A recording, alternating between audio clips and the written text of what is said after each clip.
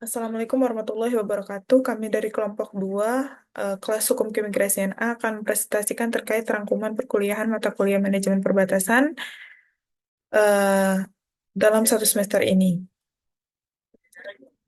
Berikut adalah anggota dari kelompok kami yang berjumlah 10 orang: Ahmad Sami Sastra, Amar Abdu, Aisyah Galuh, Amali Kusuma, Alivia Ramadita, Afriza Sulaiman, Andika Ardiansyah, Galil Lintang Alam, Dinar Afdal, Fatriza.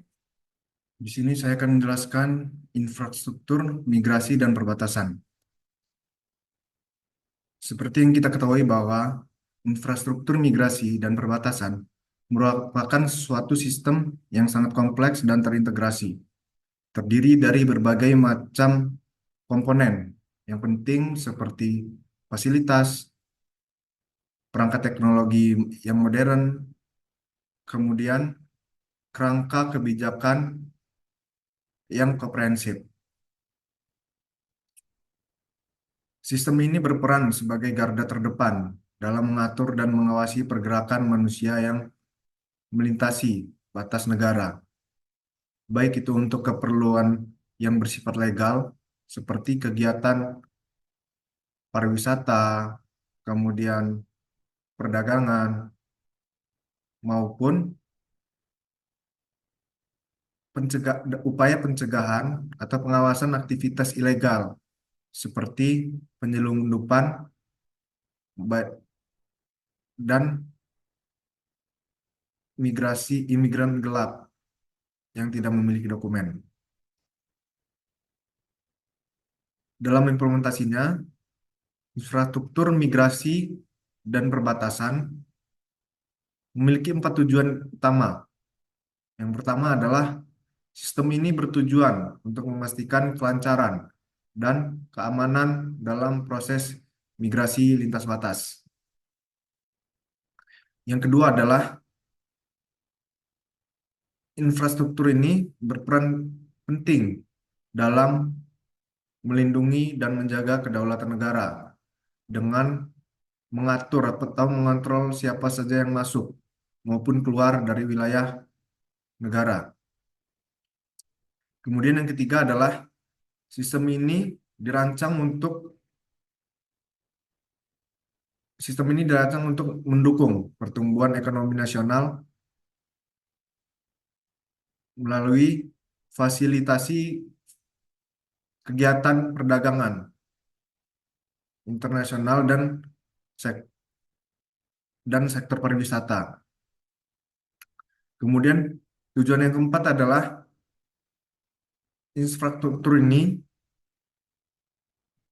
berfungsi sebagai sistem deteksi dini dan penanganan berbagai macam ancaman keamanan yang mungkin atau berpotensi akan timbul di wilayah-wilayah perbatasan. Baiklah, pada video kali ini saya akan membahas tentang isu imigrasi dan perbatasan di Indonesia. Yang pertama yaitu kewenangan tumpang tindih. Antar instansi di Indonesia ini terdapat kewenangan yang tumpang tindih. Contohnya adalah untuk kewenangan pemeriksaan paspor di atas kapal laut antara Bea Cukai, Polairut, Bakamla, TNI maupun imigrasi ini sama-sama melakukan pemeriksaan paspor di atas kapal laut. Nah, ini merupakan kewenangan yang tumpang tindih. Yang kedua yaitu kebijakan terfragmentasi, yang artinya terpisah-pisah. Jadi kebijakan antar instansi di Indonesia ini terpisah-pisah, tidak sinkron, hanya bersifat sektoral. Yang tiga yaitu ketidakselarasan kebijakan. Nah, dari poin kedua ini, dampaknya itu eh, peraturan perundang-undangan Indonesia dari yang tertinggi sampai terendah itu terjadi tidak sinkron, misalnya dari antara undang-undang dengan perdirjen ataupun dengan permen. Terjadi ketidakselarasan. Yang keempat yaitu isu mengenai arsitektur penggunaan teknologi yang masih tertinggal. Nah, fasilitas dan keamanan di Indonesia ini masih lemah.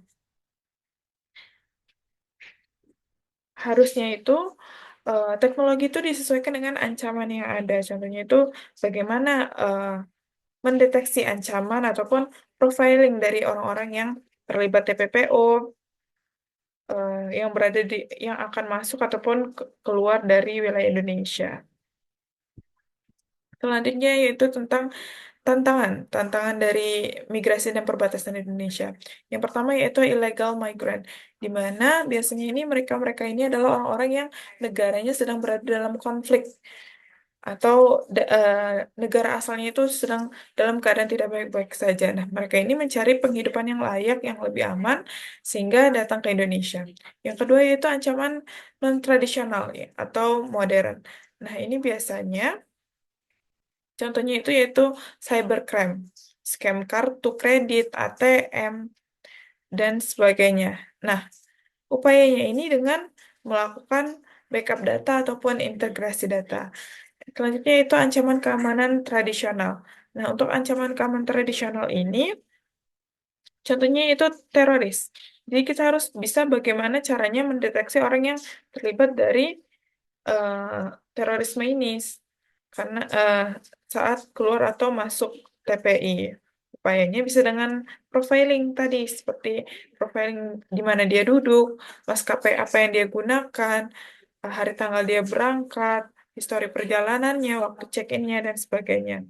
Yang keempat yaitu pengawasan orang asing di Indonesia. Nah, ini terkait dengan data orang asing di Indonesia. Jadi, contohnya itu di Australia, itu hanya ada 7, eh, kanimnya itu hanya 7 per negara bagian termasuk kantor pusatnya. Sedangkan di Amerika itu hanya 10 bandara internasional. Jadi tidak semua bandara itu bisa memperlintasan keluar masuk internasional. Cara pengawasannya bisa dengan melakukan integrasi data. Nah, hal-hal tersebut diperlukan penekanan terhadap infrastruktur dibandingkan yang lainnya. Jadi, dalam migrasi global ini, fokusnya itu harus infrastruktur migrasi dibandingkan kebijakan, jaringan sosial, industri market, dan lain-lainnya. Jadi, perbaiki dulu infrastrukturnya, baru yang lainnya.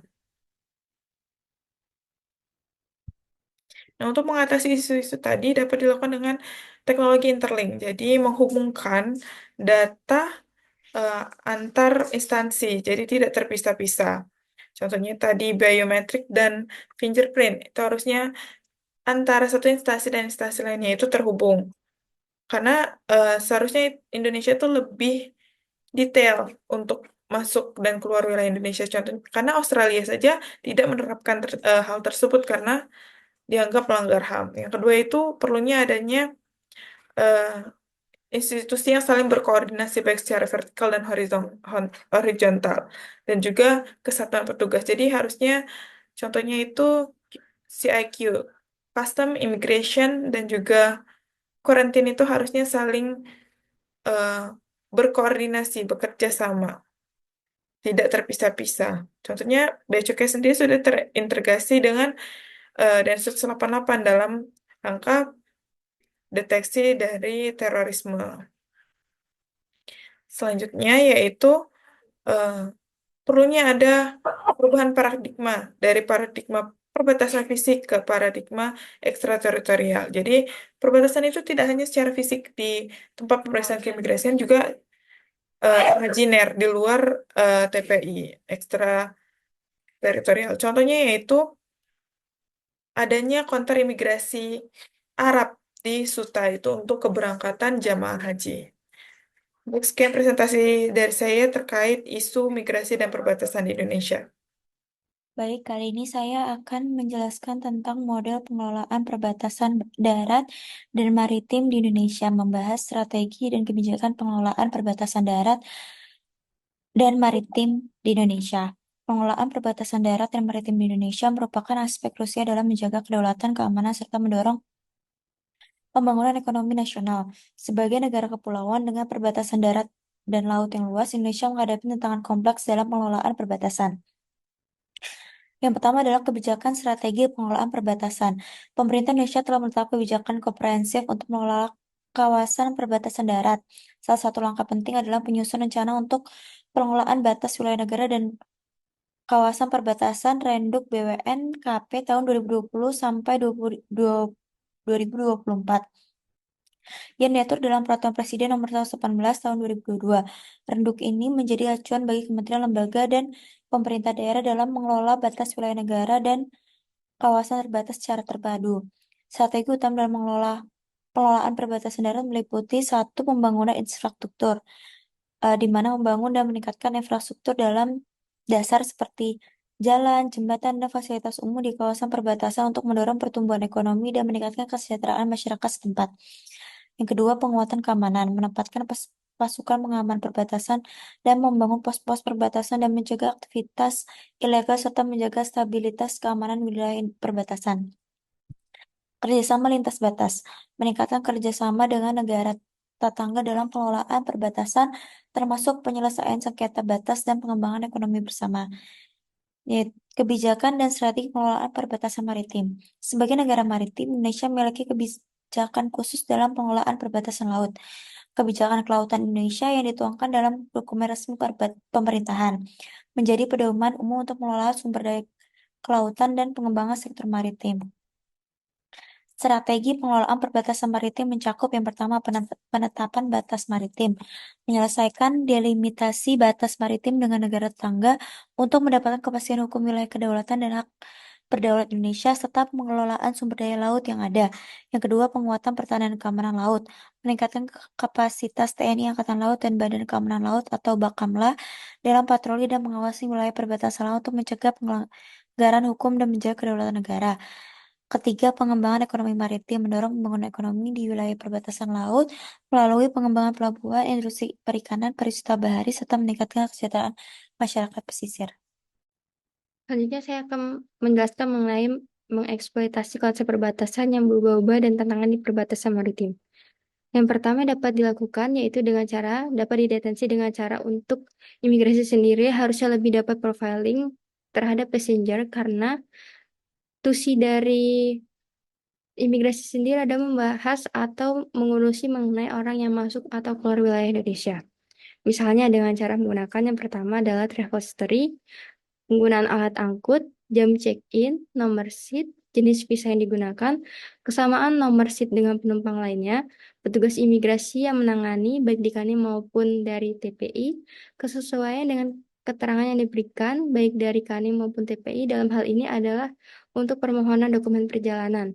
Selanjutnya adalah record pelanggaran di negara lain dan sebagainya. Sehingga dari Intelcam sendiri dapat melakukan profiling data dalam rangka mendeteksi FTF, TPPO, money laundry, dan sebagainya. Tapi bukan hanya dari data keluar dan masuk saja. Harus adanya upaya preventif dan mitigasi yang diperlukan.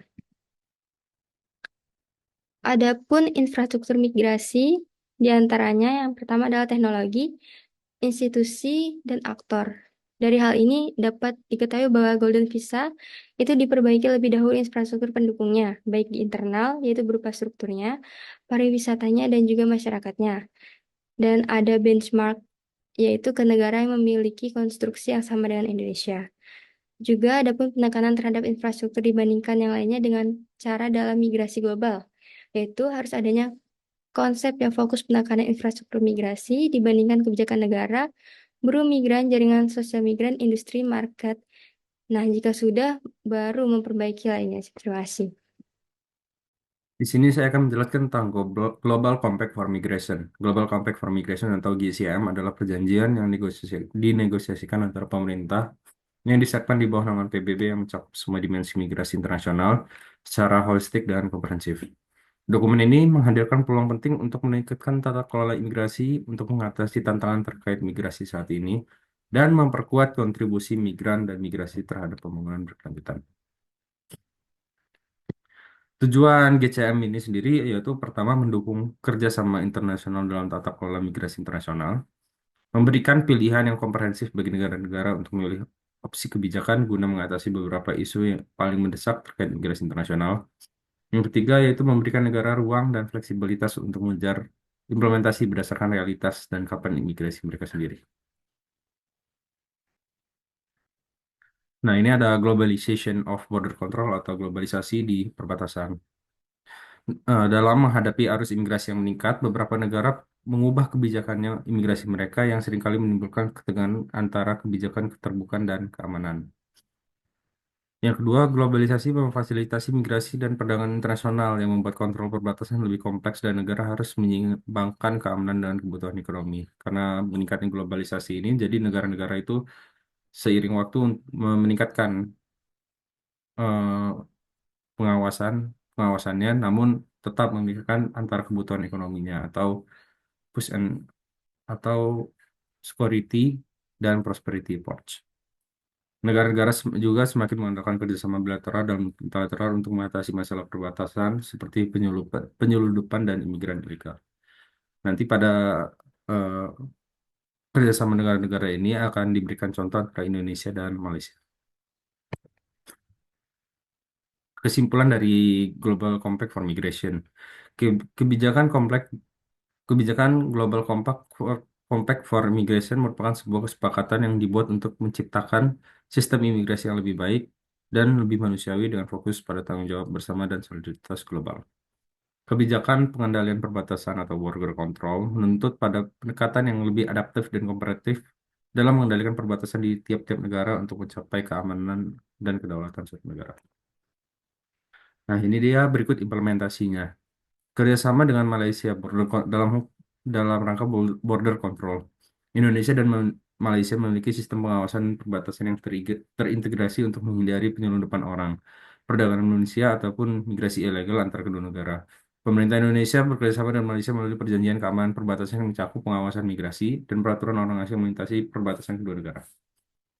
Nah, ini ada pengawasan melalui pos imigrasi bersama. Ada sejumlah pos migrasi bersama yang dikelola oleh kedua negara di beberapa titik perbatasan yang memungkinkan pemantauan yang lebih ketat terhadap arus migrasi ilegal dan pergerakan orang asing. Jadi antara Indonesia dan Malaysia ini saling bekerja sama dalam perbatasannya. Seperti kita ketahui juga bahwa Indonesia dan Malaysia ini berbatasan langsung negaranya, dan di sini mereka melakukan kerjasama untuk mengawasi perbatasan. Internasional adalah serangkaian aturan, regulasi, prosedur, dan praktik yang dirancang oleh suatu negara atau kelompok negara untuk mengelola dan mengatur pergerakan manusia lintas batas negara. Kebijakan ini mencakup berbagai aspek, mulai dari kontrol perbatasan, izin tinggal, status pencarian suaka, dan pengungsi, hingga integrasi sosial dan ekonomi migran di negara tujuan.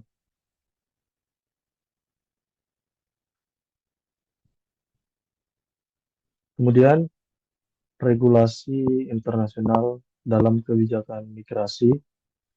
Yang pertama yaitu Konvensi Pengungsi 1951 dan Protokol 1967 yang merupakan kerangka hukum yang memberikan definisi pengungsi dan mengatur hak-hak mereka serta tanggung jawab negara. Kemudian, Deklarasi Universal Hak Asasi Manusia 1948 yang menjamin hak setiap orang untuk mencari dan menikmati suaka di negara lain dari adanya penganiayaan atau ketidaknyamanan di negaranya sendiri. Kemudian Global Compact for Safe, Orderly, and Regular Migration, yaitu inisiatif PBB yang diadopsi pada 2018 untuk mengatur migrasi secara aman, tertib, dan manusiawi. Kemudian International Labour Organization atau ILO yang berfokus pada perlindungan hak-hak pekerja migran termasuk melalui konvensi ILO nomor 97 dan nomor 143. Kemudian ada United Nations High Commissioner for Refugees atau UNHCR, yaitu lembaga internasional yang bertugas melindungi dan mendukung pengungsi di seluruh dunia. Kemudian perbandingan kebijakan migrasi internasional dari beberapa negara. Yang pertama antara Amerika Serikat dan Uni Eropa terkait dengan pengelolaan perbatasan. Di Amerika Serikat, adanya pembangunan dinding perbatasan dengan Meksiko, kemudian adanya program Remain in Mexico untuk pencari suaka, kemudian pengawasan perbatasan menggunakan teknologi di setiap garis perbatasan. Kemudian jika di Uni Eropa adanya sistem Frontex untuk pengawasan perbatasan luar Uni Eropa. Kemudian ada Dublin Regulation yang menentukan negara bertanggung jawab dalam pencari suaka. Kemudian dalam pengelolaan pengungsi dan pencari suaka, yang pertama di Amerika Serikat, kuota pengungsi tahunan ditentukan oleh pemerintah dalam hal ini presiden. Kemudian fokus pemrosesan pencari suaka ada di perbatasan selatan di bagian Texas dan di perbatasan Meksiko. Kemudian di Uni Eropa adanya Common European Asylum System atau CEAS dan redistribusi pengungsi menggunakan sistem kuota antar negara anggota Uni Eropa. Kemudian migrasi dalam hal ketenaga kerjaan di Amerika Serikat ada visa H1B untuk tenaga kerja terampil dan program pekerja musiman untuk sektor agrikultur dan pertanian. Kalau di Uni Eropa ada Blue Card Scheme untuk tenaga kerja terampil dari luar Uni Eropa dan eh, adanya bebas mobilitas antar negara anggota Uni Eropa jika sudah menggunakan Blue Card Scheme. Kemudian integrasi sosial dan ekonomi di Amerika Serikat sendiri ada program DACA untuk anak-anak migran tanpa dokumen. Kemudian ada akses ke layanan sosial bagi migran ilegal. Kemudian dalam integrasi sosial dan ekonomi di Uni Eropa, adanya program integrasi migran, termasuk akses ke pendidikan dan kesehatan, kemudian fokus pada pembangunan sosial di negara penerima. Yang terakhir adalah pencegahan migrasi yang tidak teratur di Amerika Serikat sendiri, yaitu kebijakan pemisahan keluarga migran ilegal. Kemudian penolakan terhadap migran ilegal di perbatasan selatan. Kemudian di Uni Eropa ada operasi Frontex di Laut Mediterania untuk mencegah migrasi ilegal. Kemudian kesepakatan dengan Turki untuk menahan migran di perbatasan Uni Eropa. Kemudian di kawasan ASEAN sendiri, diambil contoh Indonesia dan Thailand. Untuk pengelolaan perbatasan, fokus pada, kalau di Indonesia, fokus pada pengawasan jalur pengungsi di mana Indonesia ditempatkan sebagai negara transit. Kemudian di Thailand diatur melalui Immigration Act 1979 yang di Thailand sendiri tidak ada pengamanan khusus untuk pengungsi atau pencari suaka. Kemudian di Indonesia sendiri pengelolaan pengungsi diatur dalam Perpres 125 tahun 2016 karena tidak meratifikasi Konvensi 1951 dan Protokol 1967. Kemudian di Thailand tidak ada peraturan resmi terkait dengan pengungsi dan biasanya pengungsi ditahan di camp pengungsi dengan akses terbatas. Kemudian dalam hal tenaga kerja, Indonesia sendiri mempunyai perjanjian bilateral terutama untuk pekerja antara Malaysia dan Cina misalnya. Kemudian adanya perlindungan pekerja migran diatur dalam Undang-Undang Nomor 18 Tahun 2017. Kemudian sama di Thailand juga adanya proses bilateral dalam hal pekerjaan migran. Kemudian eh, pencegahan migrasi yang ilegal di Indonesia terdapat di Perpres 125 tahun 2016 tentang pencegahan migrasi ilegal dan kemudian mengandalkan kerjasama dengan negara tetangga. Di Thailand sendiri adanya deportasi massal migran ilegal dari negara tetangga, kemudian langkah khusus eh, dan langsung dalam penanganan pengungsi. Nah, di sini saya akan membahas mengenai manajemen perbatasan, studi migrasi, dan kejahatan lintas batas. Untuk manajemen perbatasan sendiri yaitu upaya sistematis yang dilakukan oleh pemerintah untuk mengawasi, mengontrol, dan mengamankan perbatasan negara. Definisi dari perbatasan itu sendiri yaitu batas fisik atau imajiner yang memisahkan wilayah kedaulatan suatu negara dengan negara lainnya. Ini contohnya batas alami seperti sungai, pegunungan, atau batas buatan yang dibuat oleh manusia, yaitu dinding dan pagar. Fungsi dari adanya perbatasan ini yaitu yang pertama menjaga keamanan nasional, yaitu menjaga stabilitas dan keamanan dari ancaman eksternal. Kemudian kontrol arus, yaitu mengelola pergerakan orang, barang, dan jasa antar suatu negara. Kemudian yang terakhir itu menjaga identitas nasional, yaitu menandai identitas politik, budaya, dan ekonomi suatu negara.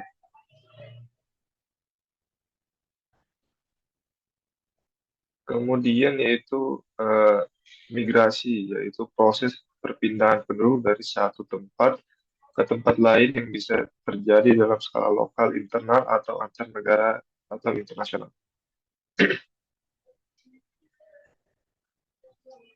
Adapun jenis-jenis dari migrasi ini yaitu migrasi internal, yaitu perpindahan penduduk di dalam satu negara, misalnya dari desa ke kota, atau migrasi internasional, yaitu perpindahan penduduk antar negara baik secara legal maupun ilegal. Kemudian yang terakhir itu kejahatan lintas batas adalah kejahatan yang mengacu pada aktivitas kriminal yang melibatkan lebih dari satu negara atau terjadi di wilayah perbatasan antara negara-negara. Contohnya penyelundupan, perdagangan manusia, dan kejahatan cyber.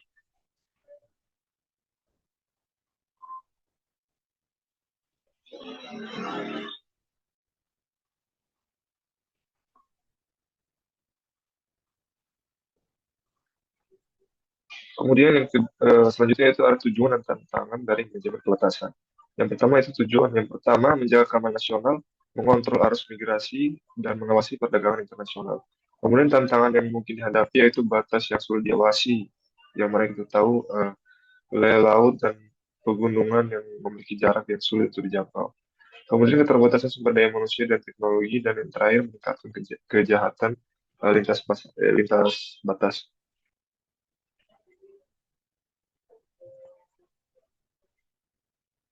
Selanjutnya ada dampak imigrasi. Dampak imigrasi terbagi menjadi dua, yaitu dampak positif dan dampak negatif. Yang pertama ada dampak positif, pertumbuhan ekonomi di negara tujuan. Karena imigrasi seringkali membantu meningkatkan pertumbuhan ekonomi dengan menyediakan tenaga kerja tambahan. Imigran dapat mengisi kekurangan tenaga kerja di sektor-sektor tertentu seperti pertanian, konstruksi, dan layanan kesehatan yang seringkali tidak diminati oleh penduduk lokal. Kedua adalah diversifikasi budaya, atau peningkatan keanekaragaman budaya. Imigrasi juga meningkatkan keanekaragaman budaya di negara tujuan yang dapat memperkaya pengalaman sosial dan budaya masyarakat. Hal ini menciptakan masyarakat yang lebih terbuka, toleran, dan multikultural, yang memperkaya seni, musik, kuliner, dan tradisi. Atau transfer pengetahuan dan keterampilan. Negara juga membangun hubungan yang lebih baik dengan negara asal migran, menciptakan kesempatan untuk kerjasama dalam berbagai bidang seperti perdagangan, diplomasi, dan pertukaran budaya. Dampak negatifnya ada tekanan pada layanan publik di negara tujuan, konflik sosial, dan xenofobia brain di negara asal. Selanjutnya,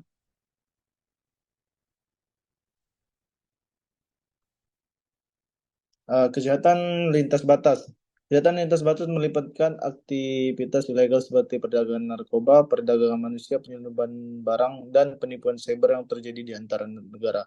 Contohnya adalah kartel narkoba Amerika Latin yang menyelundupkan narkoba di Amerika Serikat dan jaringan perdagangan manusia di Asia Tenggara. Faktor pendorongnya meliputi globalisasi, kemajuan teknologi, kemiskinan, ketidakstabilan politik, dan lemahnya pengawasan perbatasan.